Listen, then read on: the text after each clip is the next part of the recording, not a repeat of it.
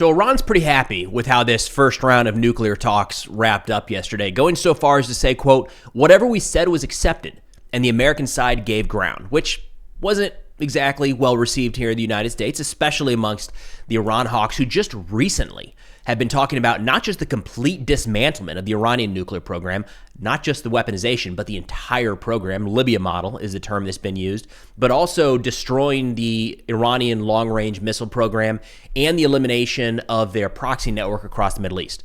Pretty wide-ranging, but as of now, it seems like all of that isn't necessarily on the table. So let's get into what we know so far. Earlier today, the Wall Street Journal reported, quote, Iranian officials have indicated that as part of any renewed agreement, they are seeking the rapid removal of U.S. nuclear-related sanctions. They're also pushing for the release of billions of dollars currently frozen in foreign accounts and want the United States to stop pressuring Chinese companies that purchase Iranian oil. In return, Iranian representatives have conveyed to the European interlocutors that Tehran would be willing to scale its nuclear enrichment back to the levels permitted under the 2015 agreement, which the U.S. exited during Donald Trump's first presidential term. Now, we should keep in mind, this sounds like their opening list of demands, if you will, so you're going to expect it to be kind of extreme in one direction. But you'll notice the last part there, this sounds eerily similar to the JCPOA, the Joint Comprehensive Plan of Action, the Iran nuclear deal, as it's otherwise known, that was put in place under the Obama administration and the first Trump administration withdrew from. Some of the criticism you're going to hear in today's video coming from more of the Iran hawks in the administration or in the government writ large, are pushing back on that, saying, wait a minute, are we about to sign the same Iran nuclear deal that we withdrew from in the first place because it was bad?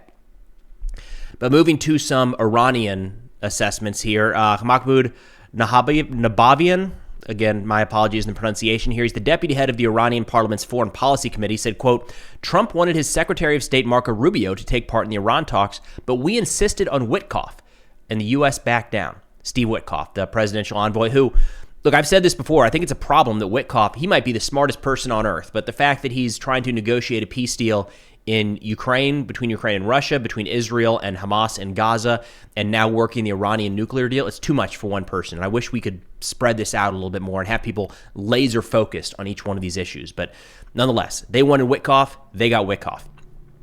He said, quote, in every aspect of the negotiations, whatever we said was accepted, and the American side gave ground. Trump isn't entirely crazy. He calculates. He brought in warships and aircraft to influence Iranian public opinion. And for what it's worth, just yesterday or the day before, we got confirmation that the USS Carl Vinson, another U.S. carrier strike group, has entered the Middle East and begun conducting operations alongside the Harry S. Truman carrier strike group. This is on top of the B-2 bombers, F-35s, A-10s, a lot of assets that the United States has moved into the Middle East in recent weeks. Turning over to Kayhan International, which is a Persian newspaper published in Tehran. They said, quote, round one, Iran has the upper hand. Foreign Minister Aragachi, again, my apologies in the pronunciation here, says, quote, what is clear now is that the negotiations are indirect and, in our view, only on the nuclear issue, and will be carried out with the necessary will to reach an agreement that is from an equal position and leads to securing Iran's national interests. And they maintain in this article and throughout multiple Iranian senior officials that the talks here are exclusively about the nuclear issues, and they rejected that anything here has to do with the overall Iranian defense capabilities, such as their ongoing ballistic missile program. Then turning to Amwaj Media, which is a UK-based publication focused on events in the Middle East, they said, quote, speaking on condition of anonymity, a senior Iranian political source with knowledge of the proceedings said Witkoff brought a draft that did not refer to the dismantling of Iran's nuclear program, nor an explicit threat of military attack if negotiations go awry, which is a very different tone than we've heard from President Trump and other senior U.S. officials in recent days. But before getting to the U.S. response, a quick word from the sponsor of today's video, Delete Me. Hey, so you know when you get online and almost immediately are shown an ad for like the exact thing you were just thinking about buying? Kind of creepy, also really convenient. Who can argue, saving a little bit of time. The problem here is when you look behind the scenes on what's actually happening there, it gets pretty dark pretty fast. Now, I'm not talking about browsing history and tracking cookies, anything like that, but there are these data broker firms out there that are looking at a little bit more.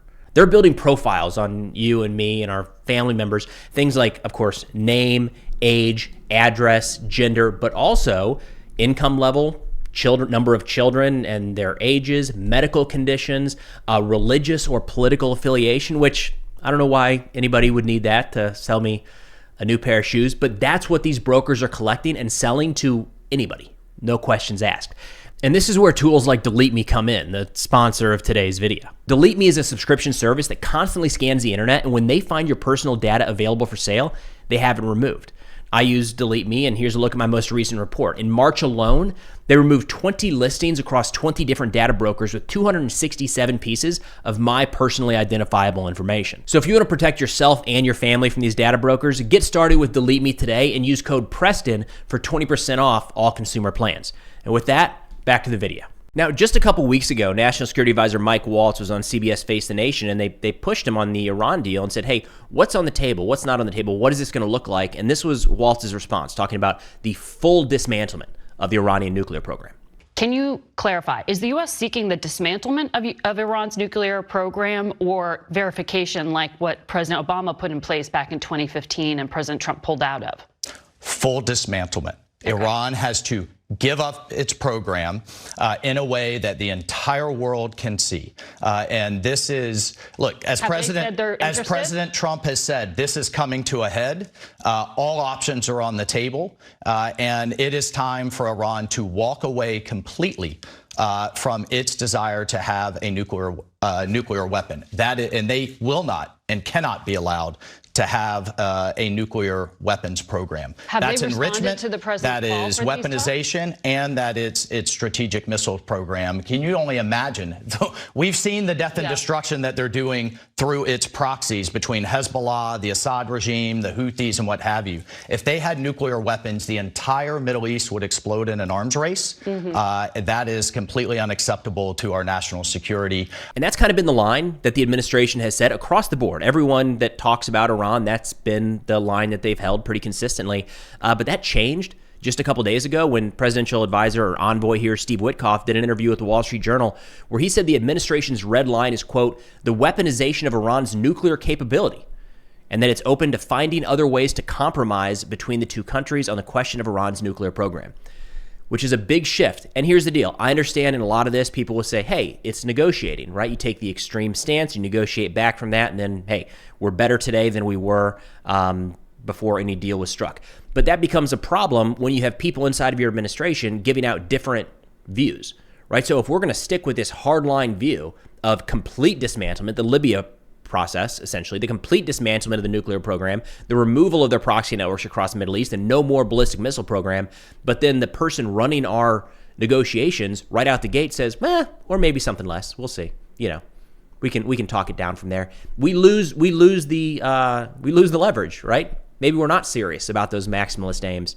But to give you an idea of kind of the view that a lot of the Iran hawks in and around the current administration have taken here, we've got a statement here from Mike Pompeo a couple days ago leading up to the negotiations, where he said, quote, this former Secretary of State, he said, quote, any deal with the Islamic Republic of Iran must not only verifiably eliminate every element of its nuclear program, but also must crush its ballistic missile capability and its support to terror proxies around the world.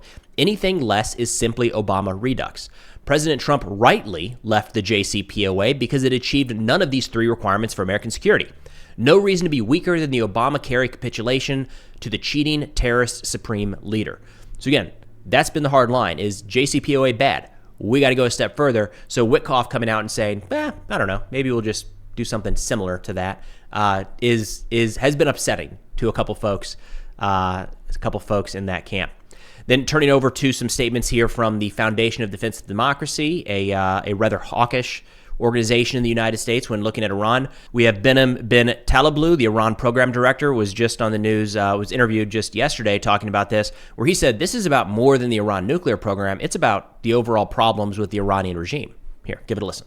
Something does have to change, and it's not just the nuclear quest, in my view, and as an Iranian American, it's the regime itself. This is a regime that has quite literally been trying to kill President Trump because of President Trump's policy successes against the government of the Islamic Republic of Iran.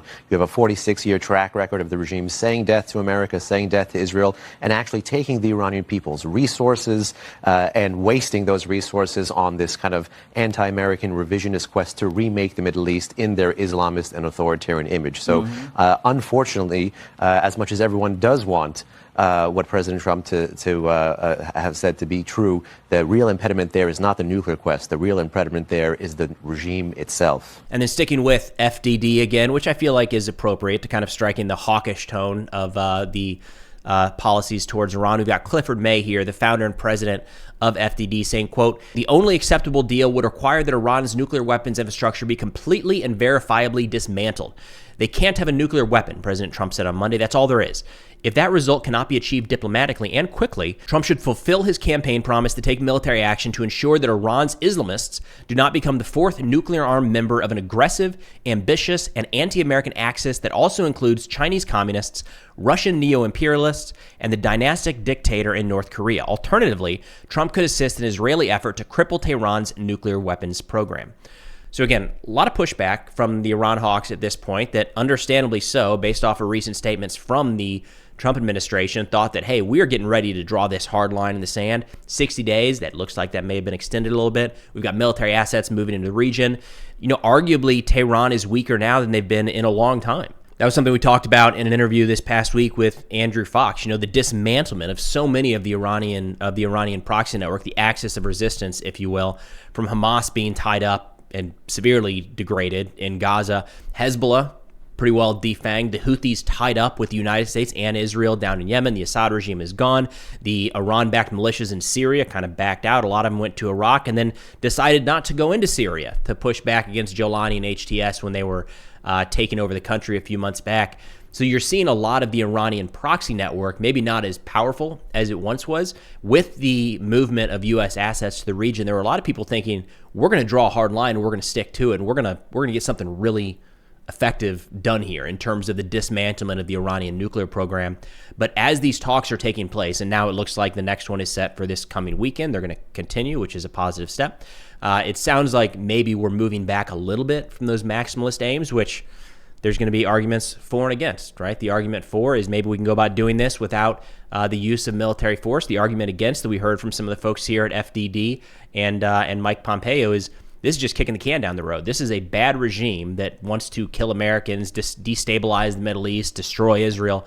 We can't give them any room to continue to develop this nuclear weapon like we have over the course of the last couple of years. But nonetheless, this is certainly something that the current administration is hyper-focused on right now. I mean, we're seeing assets moved out of the Pacific theater and some out of the United States to support what could be future operations in the Middle East directed towards Iran. That's a short-term time frame. You know, whether it ends up being a few months or a year, whatever it might be, there's a real cost to doing that. So I would expect to see some progress here in one direction or another in the next couple weeks. But that's all we got for now. Thanks for watching, and I'll see y'all next time.